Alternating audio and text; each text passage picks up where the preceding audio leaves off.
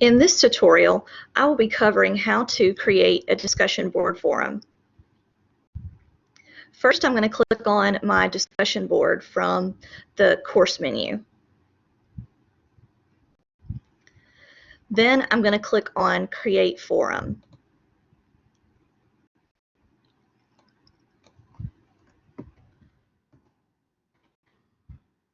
I'm going to name the forum.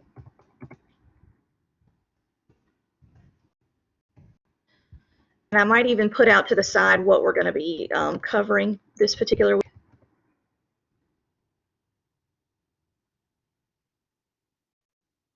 And then I would put my question of what we're actually going to be discussing in this particular discussion board forum. I'm going to set the availability to yes, and then I've got my display after and my display until dates. I'm going to set those according to my syllabus. And then an optional setting that you can use is participants must create a thread in order to view the other threads in this forum. One of the reasons I highly recommend using this particular setting is you'll have a couple of students submit these really great posts at the beginning of the week, but then what tends to happen is you have about 40 students come behind them and basically regurgitate everything that they said. Well, if you use this particular option, then nobody can see anybody else's post until they create an initial post. So that way, the students have to create their own original post, and then once they post that, they will be able to respond to the other discussions.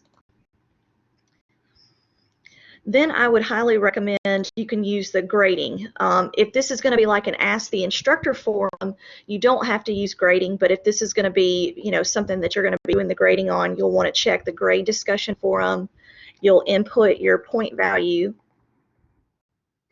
And then you've got the option to adjust the show participants and needs grading status after every one post, or you can increase that. So say you want students to create an initial post by Wednesday, but then you want them to post 2 other posts before Sunday night at 11:59. And then once they do that, then they'll show up in the needs grading. If you set it to 3, but they only post to 2, now it's not going to show up in your needs grading, so just FYI. But you can go through the discussion, and I'll show you in a second how to check to see if students have posted. So, well, if they've posted less than the total.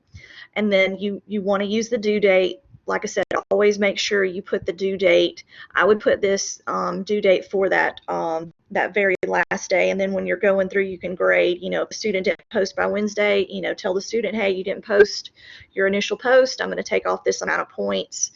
But just make sure you have that due date on there so that students can use that calendar whenever they're going to submit their assignments, and they can keep up with everything.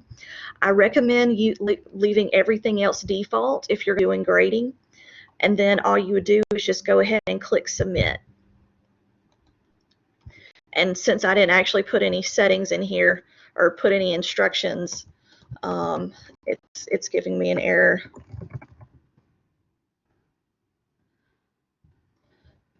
Now, normally I would recommend a better, a much better description or a much better instructions on here, but I'm just using this as an example.